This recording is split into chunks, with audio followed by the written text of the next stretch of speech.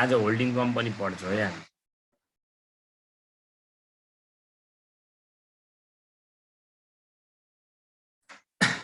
जाँचमा तपाईहरुलाई यहाँबाट कि 10 कि 15 10 मार्क्स त फिक्स हो, नआउन पनि सक्छ भन्न सकिँदैन।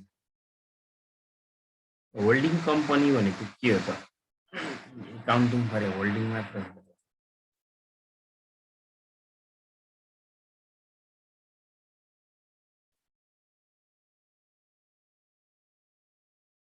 भन्नुस् त होल्डिङ कम्पनी भने के हो, कसैले भन्न सक्नुहुन्छ?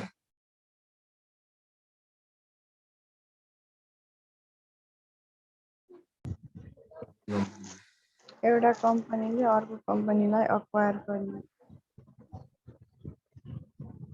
के गर्नु? अक्वायर गर्नु। यति मात्र मिलेन, अरु कसैले भन्नु त? जे आउँछ त्यो भन्नुस् क्या। 51% भन्दा बढी शेयरमा लगानी भएको स्वामित्वलाई नै होल्डिङ कम्पनी भनिन्छ। अलिअलि आयो।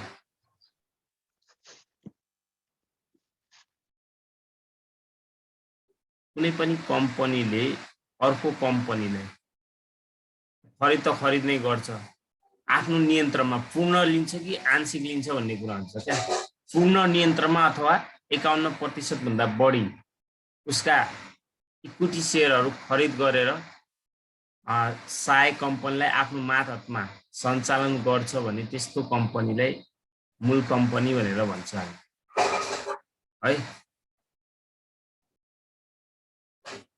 नर्मली 51% भन्दा बढी शेयरहरू पर्चेज गर्छ। 51 भन्दा बढी जति पनि गर्न सक्छ क्या। होल्डिङ कम्पनी हुनको लागि कम्तीमा पनि 50% भन्दा बढी शेयर चाहिँ अक्वायर्ड गरेको हुनु पर्यो क्या सब्सिडारी कम्पनीले, होल्डिङ कम्पनीले। जाँचमा लेखेर आउनु त्यस्तो 2 मार्क्समा आएछ त्यति लेख्दा भइहाल्छ है। अनि तपाईलाई यहाँबाट थ्योरी पनि आउन सक्छ। थ्योरी आउने भनेको हामीले यो पढ्ने स्टेपहरु छ नि त। Prepare the consolidated balance sheet, we should follow under step भनेको छ। यो स्टेपहरुमा नै हाम्रो थ्योरी सोध्छ क्या। जस्तै माइनोरिटी इन्ट्रेस्ट भनेको के हो, कस्ट अफ कन्ट्रोल भनेको के हो, त्यस्तै कुराहरु सोध्छ। प्री एक्विजिसन प्रॉफिट भनेको के हो, पोस्ट एक्विजिसन प्रॉफिट भनेको के हो, यी कुराहरु सोधिरा हुन्छ। अब तपाईले क्लियरली हिसाब गर्दा जादा हिसाबहरु अब बुझ्नु पर्यो, ध्यान दिनु पर्यो। त्यसै त्यही लेख्ने हो कि हामीले जसरी हिसाब गर्छौं त्यही भित्र थ्योरी लुकेको हुन्छ, त्यसरी लेखेर आउने है। कुनै पनि कम्पनीले अर्को कम्पनीलाई पूर्ण नियन्त्रणमा अथवा उसको 50% भन्दा बढी शेयरहरु पर्चेज गरेर उसलाई आफ्नो नियन्त्रणमा सञ्चालन गर्छ भने त्यस्तो कम्पनीलाई हामी होल्डिङ कम्पनी भनेर भन्छौं। अब यसको मेन अब्जेक्टिभ भनेको होल्डिङ कम्पनी को मेन अब्जेक्टिभ भनेको नै के हो त, बिजनेस एक्सपान्सन, व्यवसायलाई एक्सपान्सन गर्नको लागि अर्को कम्पनीलाई के गर्छ, एक्वायर्ड गर्छ र दुईटैले एउटैमा। अब हामीले सब्सिडारी कम्पनीलाई त पर्चेज गर्छौं, सब्सिडारी कम्पनीलाई पर्चेज गरे पनि यहाँ यसको मेन यसको अब त्यो त्यसप्रति जुन हामीले खरिद गरे हुन्छौं नि त्यो कम्पनी प्रति सम्पूर्ण दायित्व कसको हुन्छ त? अब होल्डिङ कम्पनीको नै के हुन्छ, सम्पूर्ण अधिकार हुन्छ। त्यो कम्पनीलाई कसरी चलाउने हैन, पोलिसीहरु कस्तो ल्याउने, सबै कुराहरु होल्डिङ कम्पनीको हुन्छ। अब यसमा हामीले जाँचमा सोध्ने भनेको कन्सोलिडेटेड ब्यालेन्स शीट सोध्छ। के सोध्छ? कन्सोलिडेटेड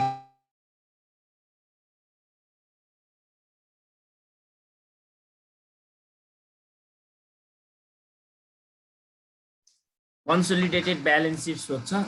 त्यसको लागि चाहिँ हामीले केही स्टेपहरु फलो गर्नुपर्छ। सुरुमा चाहिँ हामीले डेट अफ एक्विजिसन अथवा पर्चेज डेट निकाल्नु पर्छ। त्यो क्वेशनमा गिवन नै हुन्छ। यो पर्चेज डेट हामीलाई क्वेशनमा दिएको हुन्छ। कुन कहिले किन्यो त? होल्डिङ कम्पनीले सब्सिडारी कम्पनीलाई कहिले एक्वायर्ड गर्यो भन्ने कुरा सुरुमा हामीले त्यो फाइन्ड आउट गर्नु पर्यो। मैले यहाँ पर्चेज डेट अथवा डेट अफ एक्विजिसन निकाल्छौं हामीले सुरुमा। अनि रेशियो निकाल्छौं। रेशियो भनेको अब कति % शेयर चाहिँ होल्डिङ कम्पनीले किन्यो र कति बाँकी चाहिँ माइनोरिटी भनेको अब सब्सिडारी कम्पनीहरुले कति बाँकी रह्यो त? जस्तै तपाईले क्वेसनमा 50% भन्देला कहिलेकाहीँ, अथवा 5000 सेयर भन्देला, 6000 सेयर भन्देला। अब त्यो क्वेसन हेर्दाखेरि हामीले पछि निकालिहाल्छौँ। मैले यहाँनिर होल्डिङ कम्पनी यो इक्जाम्पल यहाँनिर दिएको थिएँ। सेयर अफ क्यापिटल सब्सिडारी कम्पनीको कति थियो? 5 लाख थियो, 5000 सेयर हो भनेर मैले यहाँ। अनि इन्भेस्टमेन्ट अफ यास लिमिटेड 35 भनेको 3500 सेयर भनेको 4500 सेयर चाहिँ यास लिमिटेडले किनेको रहेछ भने चाहिँ अब हामीले रेसियो निकाल्दाखेरि होल्डिङ कम्पनीको 3500 डिभाइडेड 5000 गरेर 7/10 अथवा 70% भयो। अनि सब्सिडारीको अथवा माइनोरिटीको कति रह्यो त? 30% रह्यो। हामीले यसरी रेसियो निकाल्छौँ पछि है। टिप्दै पनि जानुस्। Prepare the consolidated balance sheet भन्ने कुरा हामीले यो स्टेपहरू फलो गर्नुपर्छ। अनि यो calculate the profit for the year, यो सधैँ निकाल्नु पर्दैन, कति बेला निकाल्नु पर्छ यो अहिले म तपाईहरुलाई भन्छु है त। त्यसपछि हामीले स्टेप 3 मा चाहिँ calculate the profit for the year निकाल्छौँ। प्रॉफिट फर द इयर निकाल्न हेर्नुस् त, profit and loss account at the end of the year भनेको यो ब्यालेन्स सिटमा दिएको प्रॉफिट एन्ड लसलाई राख्ने। यो सबै हामीले कसको निकालेर आउँछौँ? सब्सिडारी कम्पनीको निकालेर आउँछ है त। एस कम्पनीको नै निकालेर आउँछ। तपाईले यहाँ के सम्झिनु होला भनेपछि एस कम्पनीको मात्र हामीले यो के गर्ने सबै कुराहरु, होल्डिङ कम्पनीलाई त हामीले यहाँ केही पनि गर्दैनौँ। होल्डिङ कम्पनीको सबै कुराहरु कन्सोलिडेटेड ब्यालेन्स सिटमा एज इट इज राख्छौँ भनेको जस्ताको त्यस्तै राख्छौँ। यो सब्सिडारी कम्पनीको हामीले डिभाइड गर्यो है त। अनि जेनरल रिजर्भहरु हुन्छ, यो पनि ब्यालेन्स सिटमा दिएको सबै राख्ने। At the end of the year भनेको छु है मैले, सुरुमै दिएको कहिले पनि हामीलाई प्रॉफिट एन्ड लस भनेको बिगिनिङ अफ द इयर को चाहिँ फेरि क्यापिटल प्रॉफिटमा आउँछ। जेनरल रिजर्भ पनि बिगिनिङ अफ द इयर भनेको सुरुकै प्रॉफिट जहिले पनि क्यापिटल प्रॉफिटमा आउँछ। तर at the end of the time को चाहिँ हामीले प्रॉफिट फर द इयरमा यो प्रॉफिट फर द इयर निकाल्दाखेरि हामीले राख्ने हो क्या। अनि यसबाट लेस के गर्यो हेर्नुस् त, profit and loss account at the beginning of the year र general reserve and at the beginning of the year. किन लेस गर्यौं भन्ने कुरा, यो दुईटै प्रॉफिट कहाँ आउँछ त? क्यापिटल प्रॉफिटमा आउँछ। त्यही भएर हामीले यो प्रॉफिट फर द इयर, यो वर्षको प्रॉफिट कति हो भन्नको लागि त हामीले त्यो वर्ष जम्मा कमाई भएको प्रॉफिटबाट हामीले बिगिनिङमा कति थियो त प्रॉफिट, त्यो बिगिनिङको प्रॉफिट घटाउँदाखेरि आउँछ कि आउँदैन? जस्तै तपाईले इन्कम स्टेटमेन्ट बनाउँदाखेरि हामीले रिटेन अर्निङ नेट प्रॉफिटमा ओपनिङ रिटेन अर्निङ जोडेर क्लोजिङ रिटेन अर्निङ निकाल्थ्यौँ कि निकाल्थेन? र यहाँ निकाल्यौँ तर तपाईहरुलाई याद छ कि छैन? हामीले जहिले पनि ओपनिङ रिटेन अर्निङलाई किन जोड्छौँ भने त्यो भनेको सुरुको हो क्या। त्यो सुरुको जोडेर हामीले एन्डिङ निकाल्छौँ भने जस्तै अब हामीले यहाँ बिगिनिङ भनेको at the date of purchase भन्दा अगाडि किनेको, जस्तै पर्चेज गर्नुभन्दा अगाडि कमाएको प्रॉफिटलाई चाहिँ हामीले क्यापिटल प्रॉफिट भनेर भन्छौँ। त्यसलाई चाहिँ हामीले क्यापिटल प्रॉफिटमा राख्छौँ। त्यही भएर प्रॉफिट फर द इयर निकाल्दाखेरि बिगिनिङ वाला हामीले दुईटैले घटाइदिन्छ है त। अनि यसरी हाम्रो प्रॉफिट फर द इयर आउँछ। यो प्रॉफिट फर द इयर आइसकेपछि हामीले यसलाई एलोकेसन गर्नुपर्छ। क्यापिटल प्रॉफिट र रेभेन्यू प्रॉफिटमा एलोकेट गर्नुपर्छ भनेको डिभाइड गर्नु पर्यो। अब कति प्रॉफिट क्यापिटल हो कति रेभेन्यू भन्नको लागि त कति महिना रेभेन्यू प्रॉफिट हो कति महिना क्यापिटल प्रॉफिट हो त्यो थाहा पाउनु पर्यो हामीले सुरुमा। टिल अप भनेको up to the acquisition date भनेको एक्विजिसन डेट सम्मको भनेको पर्चेज गर्दाको डेट सम्मको प्रॉफिटलाई हामी क्यापिटल प्रॉफिटमा राख्छौँ। जस्तै यहाँनिर आउँछ क्या, मानव यहाँनिर 1 लाख आयो भने 6 महिना के थियो रेभेन्यू प्रॉफिट, 6 महिना क्यापिटल प्रॉफिट थियो भने हामी 50-50 हजार राख्छौँ। नर्मल कुरा भइहाल्यो हैन।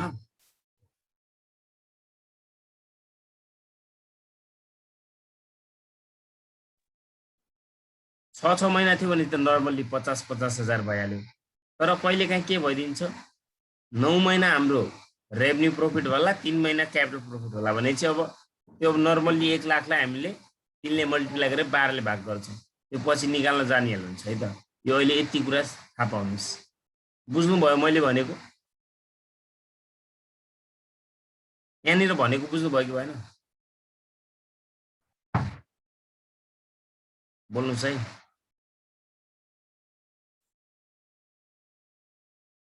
पार्टिसिपेट पनि कम भइरहेछन्, कहाँ गएका हुन्?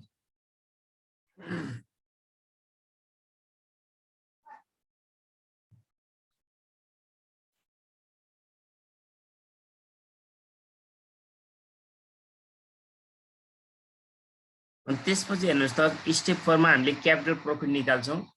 क्यापिटल प्रॉफिटलाई प्री एक्विजिसन प्रॉफिट पनि भन्छ। के प्रॉफिट पनि भन्दो रहेछ? Pre acquisition profit. खरिद गर्नु भन्दा पहिले कमाएको प्रॉफिट के मैले त्यही लेखेको छु। The amount of profit earn till of acquisition date or beginning of the year is called capital profit. अब यसलाई कसरी निकाल्छौं त हामीले? त्यही हो, हेर्नुस् त यहाँ घटाएको कुराहरुलाई हामीले एड गर्छौं अनि प्रॉफिट फर द इयर भनेको थिएँ नि मैले अघि, जस्तै यहाँको भाग लागेको एउटा प्रॉफिट यहाँ आउँछ अनि यो सबै जोडेर हाम्रो टोटल क्यापिटल प्रॉफिट आउँछ। अब यो क्यापिटल प्रॉफिटलाई पनि हामीले भाग लगाउँछौं फेरि। हेर्नुस् त होल्डिङ कम्पनीको कति हो, सब्सिडायरी कम्पनीको कति हो त? जस्तै अब द अमाउन्ट डिडक्टेड, अब यो आइसकेको अमाउन्ट भनेको रेशियोबाट निकाल्छौं कि यहाँनिर हामीले एउटा रेशियो निकाले हुन्छौं नि, त्यो रेशियोको बेसमा हामीले यो प्रॉफिटलाई डिभाइड गर्छौं। अनि होल्डिङ कम्पनीको अमाउन्टलाई चाहिँ हामीले के गर्छौं हेर्नुस् त, the amount deduct the cost of control भनेको कस्ट अफ कन्ट्रोलबाट हामीले जुन स्टेप 6 मा निकाल्नु पर्ने हुन्छ त्यसबाट हामीले यसलाई घटाउँछौं है त। होल्डिङ कम्पनीको प्रॉफिटलाई, क्यापिटल प्रॉफिटलाई, अनि सब्सिडायरीको क्यापिटल प्रॉफिटलाई added to the minority interest भनेको माइनोरिटी इन्ट्रेस्ट अहिले हामीले क्याल्कुलेटर गर्छौं हो त्यसैमा एड गर्छौं यसलाई चाहिँ सब्सिडायरीकोलाई चाहिँ के। अनि त्यसपछि हेर्नुस् त स्टेप 5 मा छ रेभेन्यू प्रॉफिट। रेभेन्यू प्रॉफिट भने पोस्ट एक्विजिसन प्रॉफिट। तपाईले खरिद गरिसकेपछि कमाएको प्रॉफिटलाई हामी पोस्ट एक्विजिसन प्रॉफिट भन्छौं। The amount of profit earn after the date of acquisition is called revenue profit. हेर्नुस् त यो के हैन, अब तपाईले माथि जुन निकालिसक्नु भएको छ नि revenue profit after the date of acquisition भयो, सकिहाल्यो, आइहाल्यो। रेभेन्यू प्रॉफिट कति छ त डेट अफ एक्विजिसन त्यसपछि राख्दिने। अनि एउटा यहाँनिर हामीले प्रॉफिट फर द इयर राखे। Revenue profit after the date of acquisition भनेको अब तपाईले यसमा एउटा प्रॉफिट फर द इयर पनि हुन्छ के। प्रॉफिट फर द इयर पनि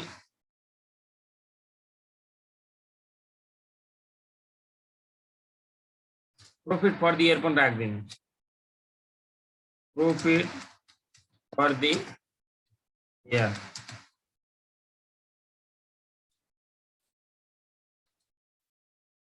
आफ्टर द डेट अफ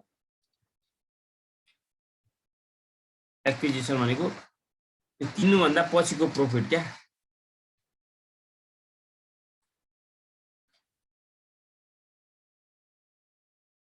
अब माथि हामीले प्रॉफिट फर द इयर मानौ अघि 6 महिना डिभाइड गरेका थिए भनेपछि एउटामा 50,000 थियो, अब यहाँ पनि 50,000 आउँछ के है।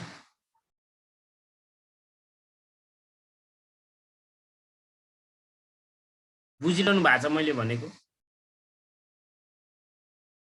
बुझिरहनु भएको छ कि छैन?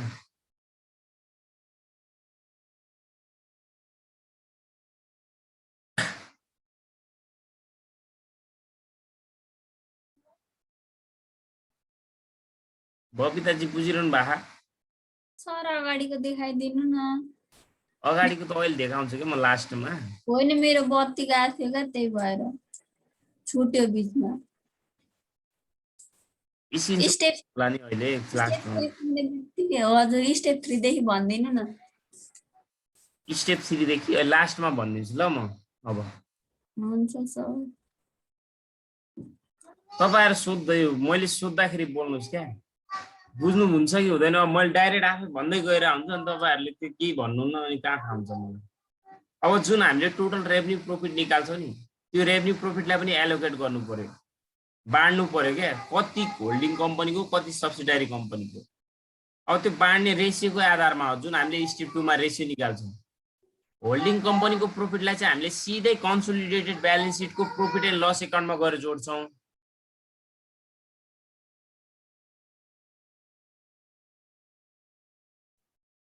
होल्डिङ कम्पनीको प्रॉफिटलाई हामीले डाइरेक्ट कहाँ गर्छौं अरे added to the consolidated balance sheet of profit and loss एकाउन्टमा एड गर्छौं। अनि सब्सिडायरी कम्पनीको रेभेन्यू प्रॉफिटलाई चाहिँ हामीले कहाँ एड गर्छौं भन्नुस् त, added to the minority interest. Capital प्रॉफिटमा चाहिँ होल्डिङ कम्पनीको प्रॉफिटलाई चाहिँ हामीले कस्ट अफ कन्ट्रोलबाट घटाउँथ्यौं भने सब्सिडायरीको कम्पनीलाई चाहिँ माइनोरिटी इन्ट्रेस्टमा जोड्थ्यौं।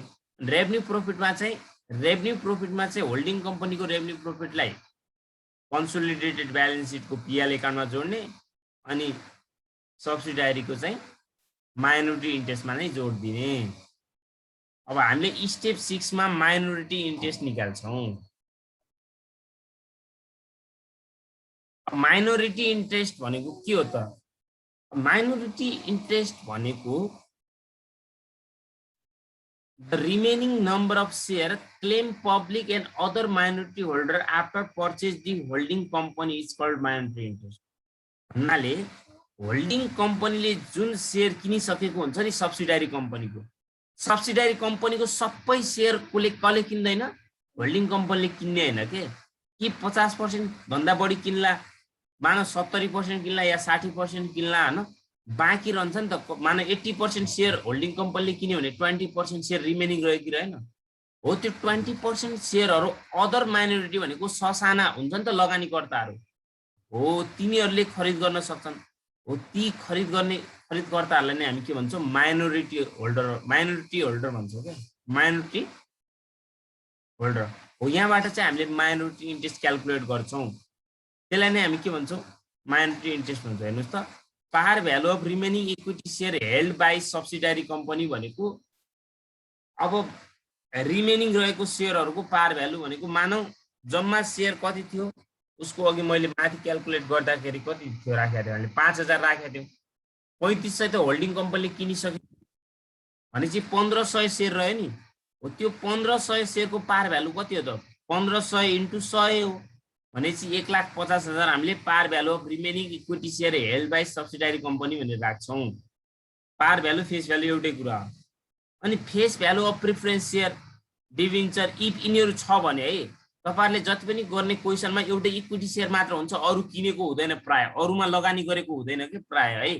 भएपछि राख्दिने छ, जस्तै प्रिफरेन्स शेयर डिबेन्चरहरुमा पनि यदि लगानी गरेको छ भने चाहिँ face value of preference share debenture if भने मैले यदि छ भने राख्ने भनेको है त।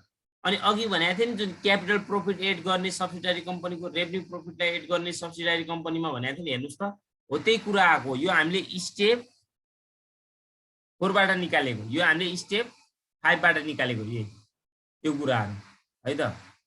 यो कुरा यहाँ छ भने यो त अब हुने भइहाल्यो दुईवटा। यो चाहिँ प्राय हुँदैन, छ भने राख्ने है त, प्राय हुँदैन। मैले त्यही भनेर रेड लगाएँ, इफ पनि भनेको छु। यो गर्दा हाम्रो माइनोरिटी इन्ट्रेस्ट आयो। अब माइनोरिटी इन्ट्रेस्टलाई चाहिँ हामीले सिधै चाहिँ कन्सोलिडेटेड ब्यालेन्स सिटको कहाँ रेकर्ड गर्छौं भन्नुस् त? लायबिलिटी साइडमा रेकर्ड गर्छौं। माइनोरिटी इन्ट्रेस्ट भनेको हाम्रो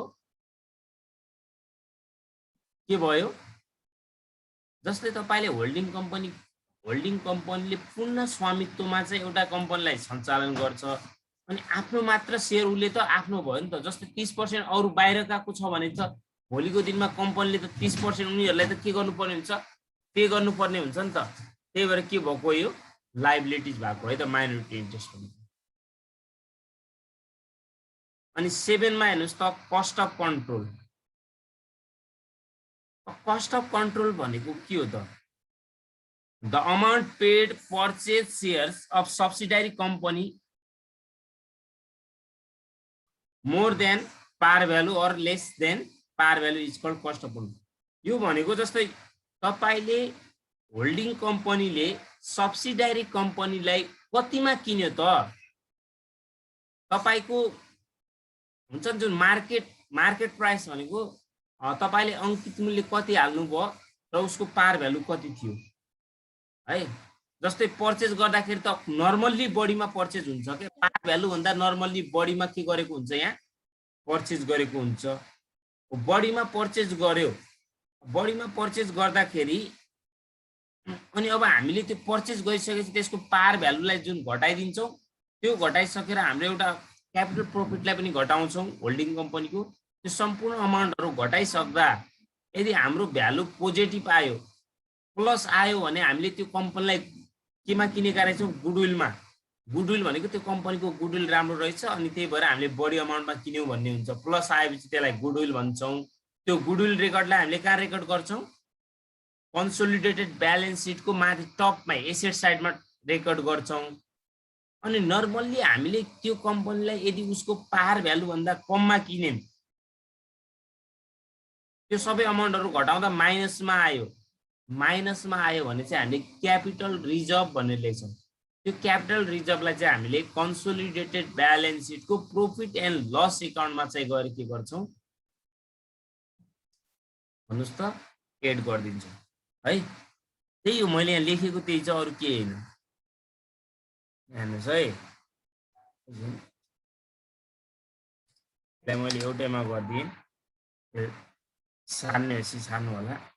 अब यहाँ purchase value of equity share यो अरू हुँदैन प्राय, प्रिफरेन्स सेयर, पर्चेज अफ डिबेन्चरहरू, बोन्डहरू किनेको हुँदैन प्राय, त्यही भएर मैले इटिएफ लेखेको छु 6 भने राख्ने हो। अनि सबैको पार भ्यालु भनेको हेर्नुहोस् त, इक्विटी सेयरको पार घटाइदिने, पार भ्यालु अफ प्रिफरेन्स सेयर भयो घटाइदिने, लेस पार भ्यालु अफ डिबेन्चर भयो घटाइदिने, अनि lace capital profit of holding कम्पनीको। अघि मैले भनेको थिएँ नि, क्यापिटल प्रॉफिट अफ होल्डिङ कम्पनीको हामीले कहाँ गएर घटाउनु पर्छ अरे, कस्ट अफ कन्ट्रोलमा गएर घटाउने भनेको थिएँ, घटाउने। अब यो गर्दा हाम्रो सबै यो क्यालकुलेसन गर्दा भ्यालु पोजिटिभ आयो भने गुडविल लेख्ने हो, माइनस आयो भने क्यापिटल रिजर्भ लेख्ने। प्लस आउनु भने पोजिटिभ हो, goodwill recorded in asset side of consolidated balance seat. Negative आउनु भनेको के हो त, capital reserve recorded in liability side of consolidated balance seat भनेको प्रॉफिट एन्ड लसकै साइडमा राखिदिँदा, लायबिलिटी साइड भनेको प्रॉफिट एन्ड लस साइड हो, त्यो साइडमा राखिदिँदा हुन्छ है त। अब तपाईहरुले जम्मा जम्मी यति कस्ट अफ कन्ट्रोल सम्म निकाल्ने हो। कस्ट अफ कन्ट्रोल भनेको हामीले यहाँबाट कस्ट अफ कन्ट्रोलबाट के निकाल्छौँ त, गुडविल अथवा क्यापिटल रिजर्भ। यति स्टेपहरु फलो गरिसकेपछि यो तलको म्युचुअल ओइङ, यिनीहरु त अब नर्मली कुरा हो। अब म्युचुअल ओइङ भनेको नर्मली के बुझिन्छ भनेपछि दुईवटा कम्पनीहरु बीच ट्रान्जेक्सन, त्यो भन्दा जस्तै किन्नु भन्दा पहिला ट्रान्जेक्सन भएको हुन सक्छ नि त, हैन? दुईवटा कम्पनी बीच के ट्रान्जेक्सन भएको हुन सक्छ, जस्तै मानौ ए र बी कम्पनी छ, ए कम्पनी होल्डिङ कम्पनी हो, बी कम्पनी सब्सिडारी कम्पनी हो भने ए कम्पनीले बी कम्पनीबाट उधारमा सामान ल्याएको हुन सक्छ, मानौ 10,000, अनि बी कम्पनीले ए कम्पनीबाट पनि उधारमा ल्याएको हुन सक्छ। तिनीहरु बीच के भएको हुन सक्छ, उधारमा ट्रान्जेक्सन भएको हुन सक्छ नि त, हैन? पहिला सामानहरु के लेनदेन गर्दाखेरि, अब कारोबार गर्दाखेरि उधारमा भएको हुन सक्छ। हो त्यो उधारमा भएको ट्रान्जेक्सन, जस्तै होल्डिङ कम्पनीले सब्सिडारी कम्पनीलाई किनिसकेपछि अब तैले मलाई पैसा दिनु छ भनेर होल्डिङ कम्पनीले सब्सिडारी कम्पनीलाई माग्छ त, भन्नुस् त माग्ला कि नमाग्ला?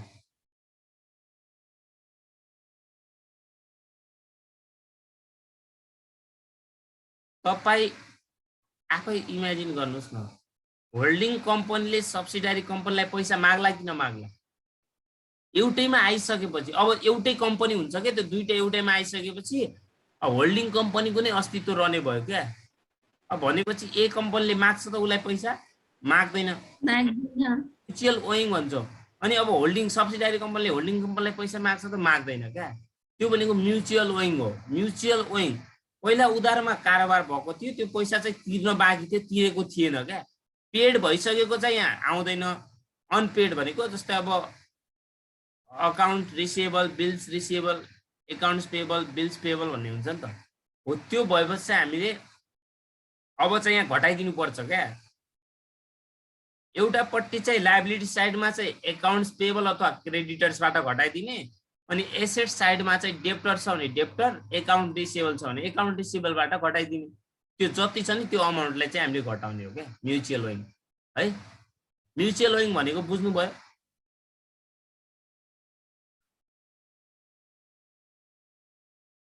Deduct from the asset side of debtors and liability side of creditors भनेको छु मैले। हेर्नुस् त तल एउटा इक्जाम्पल पनि लेखिदिएको छु मैले।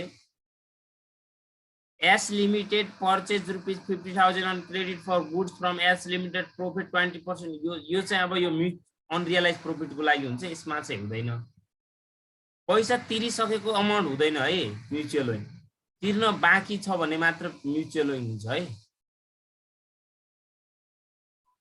अब अर्को चाहिँ एउटा लास्ट यसको अनरियलाइज प्रॉफिट। तपाईलाई 15 मार्क्समा आयो भने सबै कुराहरु दिन्छ, यो अनरियलाइज प्रॉफिट पनि निकाल्नु पर्ने हुन्छ। 15 मार्क्समा आयो भने सबै स्टेपहरु निकालेर, 10 मार्क्समा आयो भने पनि तपाईले यहाँसम्म त यो स्टेपसम्म त निकाल्नै पर्छ। कस्ट अफ कन्ट्रोल निकालेर, यो भने ओरिजिनल ओइल सम्मको हामीले तपाईलाई इक्जाममा सोध्ने कुराहरु त अहिलेसम्म गरेकै छैन। यो सबै वर्किङ नोट हो। 15 मार्क्समा आयो भने तपाईले अनरियलाइज प्रॉफिट पनि दिन सक्छ है। तर 10 मार्क्समा आयो भने अनरियलाइज प्रॉफिट नदेला, यो म्युचुअल लिंक पनि नदिन सक्ला। 10 मार्क्समा आयो भने अब सर्ट क्वेशन हुन्छ नि त, भेरी सर्ट हुँदैन, सर्ट हुन्छ। अनरियलाइज प्रॉफिट भनेको के हो? मैले अघि भने नि उदाहरणमा के भएको हुन सक्छ अरे, कारोबार भएको हुन सक्छ हैन। उदाहरणमा कारोबार हुँदा सबै पैसा त पे गरेको हुँदैन, अनपेड हुन्छ नि त, बाँकी भएको हुन्छ पैसा। त्यो बाँकी भएको पैसा अब तपाईले कुनै पनि सामान बेच्दाखेरि तपाईले के गरे हुन्छ, प्रॉफिट एड गर्नु भएको हुन्छ कि हुँदैन? हुन्छ। एड गर्नु भएको हुन्छ हैन। अब प्रॉफिट एड गर्नु भएको हुन्छ। मानौ तपाईले 50,000 को गुड्स बेच्नु भयो, 50,000 गुड्समा तपाईलाई 10,000 प्रॉफिट हुन्छ मानौ है त। 10,000 प्रॉफिट हुन्छ भने तपाईको खासमा कस्ट कति हो त? त्यो 50,000 को 40,000 हो हैन? 40,000 कस्ट हो। अझै पनि तपाईको स्टकमा चाहिँ कति छ अरे? स्टकमा मानौ 20,000 अमाउन्ट छ भन्यो। स्टकमा 20,000 अमाउन्ट छ भन्नुको मतलब तपाईको गोदाममा अझै 20,000 स्टक छ। सब्सिडारी कम्पनीको स्टकमा 20,000 छ। अब होल्डिङ कम्पनीले त्यो कम्पनीलाई किन्दाखेरि त त्यो स्टकको सामान पनि कसको हुन्छ भन्नुस् त? होल्डिङ कम्पनी, होल्डिङकै हुन्छ। होल्डिङ कम्पनीकै हुन्छ। अनि अघि फाइदामा बेचेको सामान अझै कससँग आयो? त्यो सामान होल्डिङमै आयो। अब होल्डिङ कम्पनी सँगै आएको, अघि चाहिँ प्रॉफिट अर्न गरिसकेको थियो। प्रॉफिट अर्न गरेर उसको हातमा पैसा त आएको हुँदैन नि त, तर त्यो के भएको हुन्छ? ट्रान्ज्याक्सन क्रेडिटमा भएको हुन्छ। अनि बेचिसकेको सामान आफैतिर आयो भने तपाईले जुन रियलाइज पहिल्यै प्रॉफिट भएको थियो, अब त्यो प्रॉफिटलाई चाहिँ हामी अनरियलाइज प्रॉफिट भन्छ क्या। अब त्यो चाहिँ रियलाइज भएन हाम्रो लागि, वास्तवमा प्रॉफिट भयो त त्यो भएन हो। त्यही भएर त्यसलाई अनरियलाइज प्रॉफिट भन्छौँ। त्यो अनरियलाइज प्रॉफिट हामीले दुईवटा कन्डिसन हुन्छ हेर्नुस् त। प्रॉफिट अन सेलिङ प्राइस भन्यो भने फर्मुला है त, प्रॉफिट अन सेलिङ प्राइस भन्यो भने चाहिँ अमाउन्ट अफ स्टकलाई हामीले केले मल्टिप्लाई गर्छौं? डाइरेक्ट पर्सेन्टेज अफ प्रॉफिटले डाइरेक्ट मल्टिप्लाई गर्छौं, भनेको 100 ले डिवाइड गर्छौं है त। के भन्यो भने अरे प्रॉफिट अन सेलिङ प्राइस। तर प्रॉफिट अन कस्ट प्राइस भन्यो, कस्ट प्राइस भन्यो हामीले चाहिँ क्वेशनमा सेल्स दिएको हुन्छ के त्यो बेला। कस्ट प्राइस भन्यो अनि सेल्स दिएको बेला हामीले के गर्नु पर्यो त? अमाउन्ट अफ स्टकलाई पर्सेन्टेज अफ प्रॉफिटले डिवाइड गरेर 100 प्लस पर्सेन्टेज अफ के गर्छौं? प्रॉफिटले भाग गर्छौं। यति हो। यो दुईटा फर्मुला चाहिँ अनरियलाइज प्रॉफिटको लागि तपाईले थाहा पाउनु पर्यो। अब अनरियलाइज प्रॉफिटलाई हामीले के गर्ने भन्ने कुरा। अनरियलाइज प्रॉफिट भनेको हाम्रो वास्तविक प्रॉफिट हैन भने मैले हेर्नुस् त, एउटा स्टकलाई यहाँ स्टकलाई इफेक्ट गरेछ, अर्को प्रॉफिटलाई इफेक्ट गर्यो भनेपछि कन्सोलिडेटेड ब्यालेन्स सिटको प्रॉफिट एन्ड लसबाट हामीले अनरियलाइज प्रॉफिट भनेर घटाउँछौं। अनि एसेट साइडको चाहिँ स्टकबाट घटाउँछौं। कहिलेकाहीँ हामीलाई स्टक नदिएर के दिएको हुन सक्छ? डाइरेक्ट करेन्ट एसेट्स मात्र भन्ला। स्टक भनेको करेन्ट एसेट्स भित्र पर्छ कि पर्दैन? पर्छ। हो, त्यसैबाट घटाइदिने। अब मैले एउटा एक्जाम्पल हेर्नुस् त, purchase 50,000 on credit goods for S limited 20% selling price, 50% still in stock भनेको 50% चाहिँ अझै पनि स्टकमा छ भनेको है त। 50% भनेको 50 मा कति हुन्छ? 25,000 हुन्छ है। बुझ्नुभयो? 25,000 हुन्छ कि हुँदैन? अब यहाँबाट प्रॉफिट चाहिँ कति गर्नु भएको थियो? हेर्नुस् त, टोटल 50,000 बाट प्रॉफिट कति गर्नु भएको? 10,000। 10,000 गर्नु भएको। अब हाम्रो स्टकमा कति छ सामान? 25,000। 25,000 को 20% हाम्रो के भयो? डाइरेक्ट यहाँ अनरियलाइज प्रॉफिट भयो क्या। यो परचेज भनेको उसको लागि, जस्तै यहाँनिर यो होल्डिङ कम्पनीले परचेज गर्नु भनेको सब्सिडारी कम्पनीको सेलिङ प्राइस हो नि त, हैन र?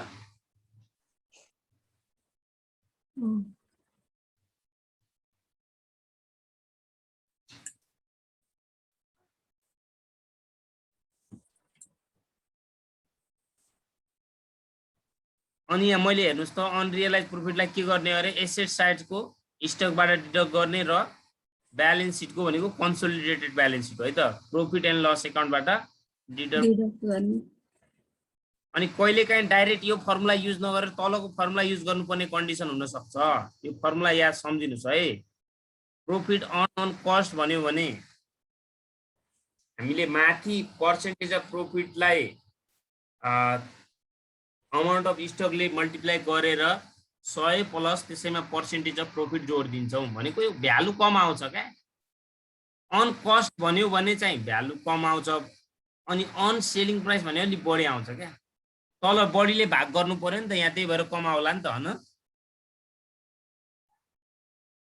ल 1 देखि 9 वटा स्टेपसम्म कसैलाई केही कन्फ्युजन भयो सोध्नुस् है आज हामी हिसाब गर्दैनौँ मैले कन्सोलिडेटेड ब्यालेन्स सिटको फर्मेट यहाँ किन बनाइन भन्ने होला कसैलाई यति गर्नुभयो भने त्यो कन्सोलिडेटेड ब्यालेन्स सिट त कपी मात्र हो अरू केही छैन यति कुरा हो तपाईले गर्ने अरू हामीले अब ब्यालेन्स सिटको फर्मेट भनेको लायबिलिटीज अमाउन्ट एसेट्स अमाउन्ट हुन्छ अनि सुई सुई सार्दै जाने अरू त्यहाँ केही छैन मैले त्यही भएर त्यसको फर्मेट चाहिँ यहाँ बनाइन है त पहिल्यै बनाउँदा मैले गरेको थिएँ कसैलाई 1 देखि 9 सम्म काहीँ कन्फ्युजन भयो सोध्नुस् है सर 3 देखि बुझाइदिनु मेरो बिचमा छुट्या थियो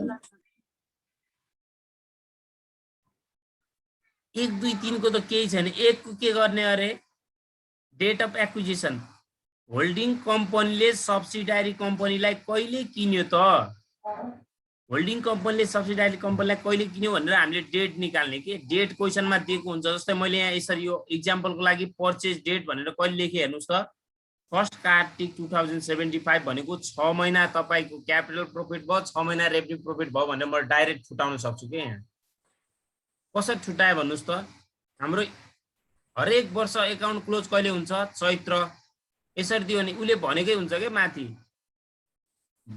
जनवरीबाट डिसेम्बर भन्यो भने हामीले जस्तै मानौ जुलाई 1 मा पर्चेज गर्यो भने चाहिँ जनवरी फेब्रुअरी मार्च अप्रिल मे जुन सम्म काउन्ट हुन्छ के जुलाई 1 भनेको जुलाई 1 त अर्कोमा आइहाल्यो नि त हैन हो 6 मन्थ हाम्रो क्यापिटल प्रॉफिट भयो 6 मन्थ रेभेन्यू प्रॉफिट भयो अनि कहिलेकाहीँ हामीले के भन्देला माघ 1 गते पर्चेज गर्यो भन्देला भने चाहिँ वैशाख जेठ असार साउन भदौ असोज कार्तिक मङ्सिर पौष सम्म गनिन्छ पौष 9 महिना भनेको हाम्रो के भयो क्यापिटल प्रॉफिट भयो 3 महिना के हो हाम्रो रेभेन्यू प्रॉफिट भयो यो त पछि हिसाब गर्दाखेरि क्लियर हुन्छ है अनि रेशियो भनेको चाहिँ अब रेशियो निकाल्ने होल्डिङ कम्पनी र सब्सिडायरी कम्पनीको जम्मा शेयर कति छ त सब्सिडायरी कम्पनीको हामीले शेयर क्यापिटल लायबिलिटी यो ब्यालेन्स सिटमा हुन्छ ब्यालेन्स सिटको सब्सिडायरी कम्पनीमा हेर्ने शेयर क्यापिटल भन्ने अमाउन्ट यसरी दिएको हुन्छ क्या अनि त्यसलाई यता साइडमा पार भ्यालु पनि दिएको हुन्छ यदि पार भ्यालु गिभन छैन भने 100 मान्ने 100 ले भाग गरे चाहिँ हाम्रो टोटल शेयर कति रहेछ सब्सिडायरी कम्पनीको कति रहेछ 5000 अनि अब होल्डिङ कम्पनीको हामीले हेर्नुस् त उले यहाँ भनेको छ कति % शेयर किन्यो मैले यहाँ इन्भेस्टमेन्ट हेर्नुस् त यहाँ 35 शेयर भनेको छ के यसले मैले अहिले एक्जाम्पलमा 35 शेयर भनिदिए कहिलेकाहीँ पर्सेन्ट देला 60% भन्यो भने त यो आफै 60% भइहाल्यो यो कति भयो 40 भइहाल्यो अनि 3500 भन्यो यी 3500 माथि गर्ने 5000 तल गर्ने 7/10 भनेको 70% भयो अनि 15/5000 भनेको 30% हुन्छ ल यो 30% भयो यसरी अनि अब 3 मा चाहिँ calculate the profit for the year यो प्रॉफिट फर द इयर सधैँ मैले निकाल्नु पर्दैन भनेको थिएँ कस्तो कन्डिसनमा पर्छ भन्नको लागि जस्तै हामीलाई क्वेशनमा के भनिदियो प्रॉफिट फर द इयर को profit at the end of the year को दियो अनि जनरल रिजर्भ पनि एन्ड अफ द इयर को दियो सबै कुराहरु बिगिनिङकै दिएको छ कहिलेकाहीँ के हुन्छ भने चाहिँ यहाँनिर तपाईले सुरुमै किनेको हुन सक्छ क्या फर्स्ट वैशाखमै किनेको हुन सक्छ मानौ पर्चेज कहिले गरेको हुन सक्छ मानौ फर्स्ट वैशाखमै किन्यो भने अनि रेभेन्यू प्रॉफिट भयो कि भएन क्यापिटल प्रॉफिट हुनको लागि अब क्यापिटल प्रॉफिट कसरी भएन भन्नुको लागि क्यापिटल प्रॉफिट भनेको यो मात्र हुने भयो के यहाँ यो दुईटा कुराहरु मात्र हुने बिगिनिङ अफ द इयर भनेको फर्स्टकै हो नि त सुरुै हो कि हैन यो सुरुकै दुईवटा यो दुईटा मात्र सुरुको भयो अनि हामीले यो बनाउनु पर्दैन क्या कहिले किनेपछि बिगिनिङ अफ द इयरमै किनेको भए, यदि वर्षको सुरुमै तपाईले होल्डिङ कम्पनीले सब्सिडारी कम्पनीलाई किनेको भए चाहिँ हामीले प्रॉफिट फर द इयर बनाउनु पर्दैन। म्याक्सिमम क्वेशनमा निकाल्नु पर्ला, तर त्यस्तो छ भने चाहिँ पर्दैन। अब यो प्रॉफिट फर द इयर तपाईले आफै सोच्नुस् त, हामीले net profit for the year निकाल्नको लागि सुरुमा कति प्रॉफिट भएको थियो त? सुरुको भनेको त्यो पहिलेको आएको ब्यालेन्स अमाउन्ट हो कि हैन? प्रिभियस इयरको ब्यालेन्स अमाउन्टलाई हामी बिगिनिङ अफ द इयरको प्रॉफिट भन्छौँ कि भन्दैनौँ भन्नुस् त? जस्तै तपाईले 2075 बिगिनिङमा आएको सर 2075 को at the end of the इयरमा आउँदा 5 लाख प्रॉफिट भयो भने त्यो 5 लाखलाई तपाईले 2076 को बिगिनिङ प्रॉफिट भन्नुहुन्छ कि भन्नु हुँदैन? भन्नुहुन्छ कि नै भन्नुस् त? भनिन्छ सर। हो, त्यही हो क्या। त्यो बिगिनिङलाई चाहिँ हामीले घटाउनु पर्यो प्रॉफिट फर द इयर निकाल्दाखेरि। तर फेरि त्यही कुरालाई हामीले क्यापिटल प्रॉफिटमा चाहिँ फेरि के हुन्छ त? त्यो दुईटा कुरा त अलरेडी जोडिने भइहाल्यो। अनि अर्को प्रॉफिट फर द इयर भनेको अब कति महिना हो त प्रॉफिट फर द इयर? 6 महिना भएपछि 6 महिनाको राख्नुस्, 3 महिना भए 3 महिनाको राख्नुस्।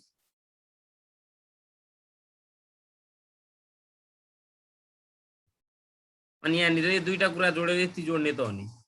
अब यो रेसियो भाग लगाउने कुरा त अब हामीले रेसियो निकालिसकेका हुन्छ, त्यसरी भाग लगाउने हो।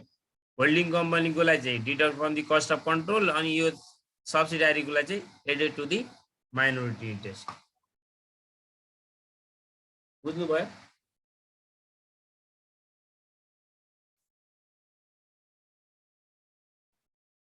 बुझ्नुभयो कि नै भन्नुहोस् त?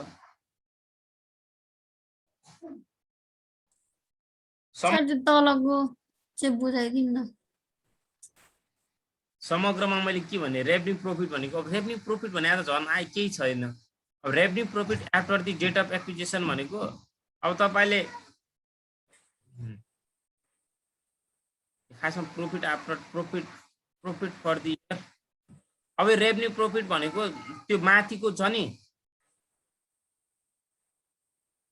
जस्तै 3 महिना तपाईले अघि मैले के भनेको थिएँ, नर्मली एउटा मात्र टपिक हुन्छ यसमा, हिसाब गर्दाखेरि दुईटा आउँदैन, प्राय दुईटा आउँदैन। अब बुकमा हामीलाई दिएको छ, माथि ब्यालेन्स सिट भित्र दिएको छ मानौ भने त्यसरी आउने कन्डिसन भइहाल्यो।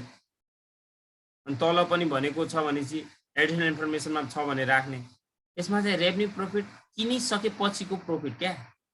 तपाईले होल्डिङ कम्पनीलाई फर्स्ट कार्तिकमा किन्नु भएको छ, कार्तिक 1 देखि चैत्र लास्टसम्मको जम्मा प्रॉफिटलाई चाहिँ हामी रेभेन्यू प्रॉफिट भन्छौँ। अब त्यो रेभेन्यू प्रॉफिटलाई चाहिँ हामीले भाग लगाउँछौँ, फेरि होल्डिङ कम्पनी र सब्सिडारी कम्पनीमा भाग लगाउँछौँ। होल्डिङ कम्पनीको लागि चाहिँ हामीले डाइरेक्ट कन्सोलिडेटेड ब्यालेन्स सिटको प्रॉफिट एन्ड लसमा जोड्छौँ, तर सब्सिडारीको लागि चाहिँ हामीले कहाँ जोड्छौँ? फेरि माइनोरिटी इन्ट्रेस्टमा गएर जोड्छौँ है।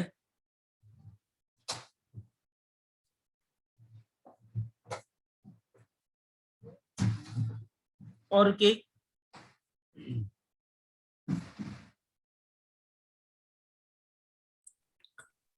अरू त केही छैन।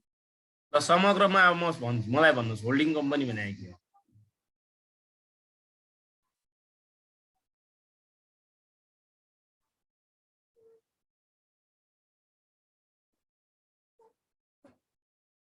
भन्नुहोस् त। त्यसपछि आज हाम्रो क्लास सकिन्छ।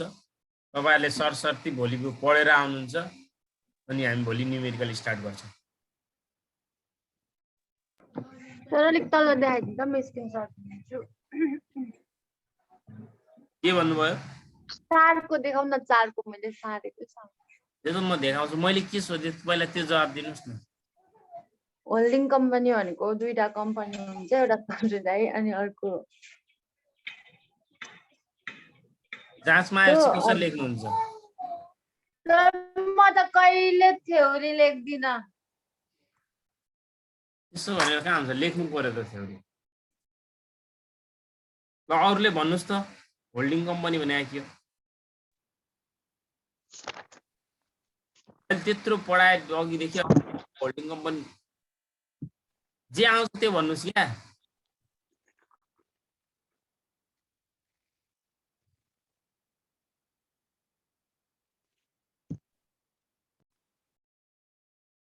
अब यसमा एउटा यो गर्नु यति जान्नुभयो भने तपाईँले होइन स्टेप 1 देखि यति निकाल्न जान्नुभयो भने लगभग 80 देखि 90% हिसाब जसरी पनि जान्न सक्नुहुन्छ।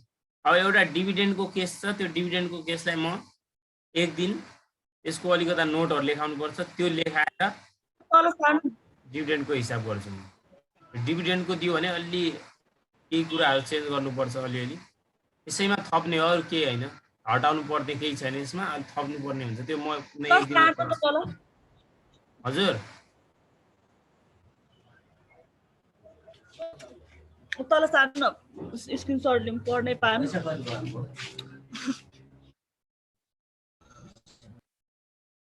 टाइममा जोडिनु न तपाईहरु, अघि जोडिनु भएको थिएन, अघि स्टार्ट गर्दाखेरि 10 जना जोडिनु भएको थियो। म त जोडेको थिएँ कि तर अलिकति भ्याइदिनु क्या सार्न चाहिँ। यो च्याप्टर फेरि एक दिन दुई दिन छुटाउनु भयो भने बुझिदैन है। यो क्लास रेगुलर लिनुस्, यति सजिलो छ। रेगुलर लिनु भएन, बीच बीचमा छोड्नु भयो भने चाहिँ आउँदैन फेरि। अगाडिको नि गर्दै गर्नुस् है, हामीले म्याक्सिमम पढिसकेका छौँ हामीले धेरै। सर तल गर्दिनु न, स्क्रिनशट लाग्नु पर्यो।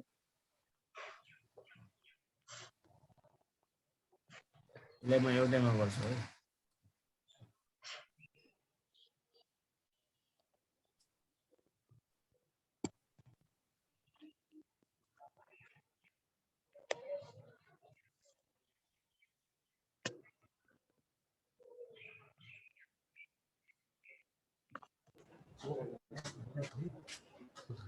किचनमा राख।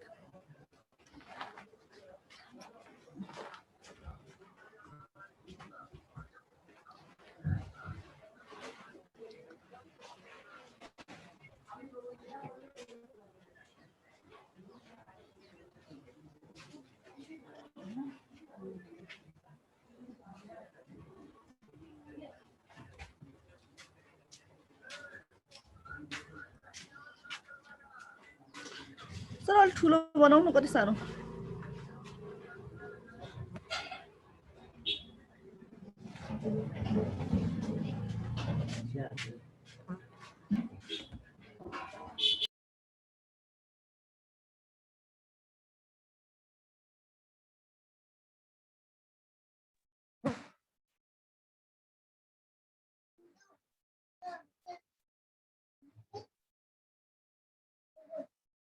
आजको समराइज गर्नुस् त, कसले गर्छ?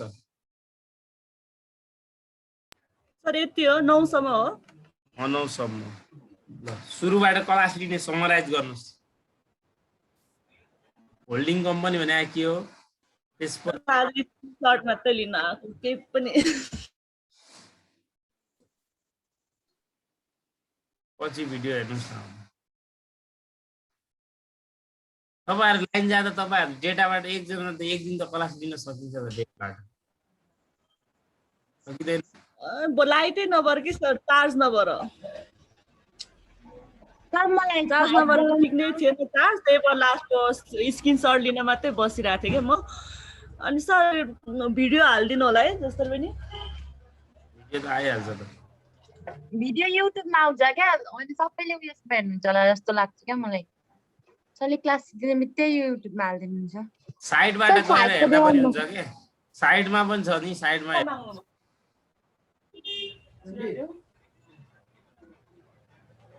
समराइज गर्नुस्, कसले गर्छ समराइज? नत्र क्लास इन्ड गरौँ आजको।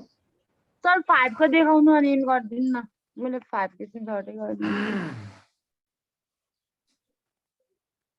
भयो सर।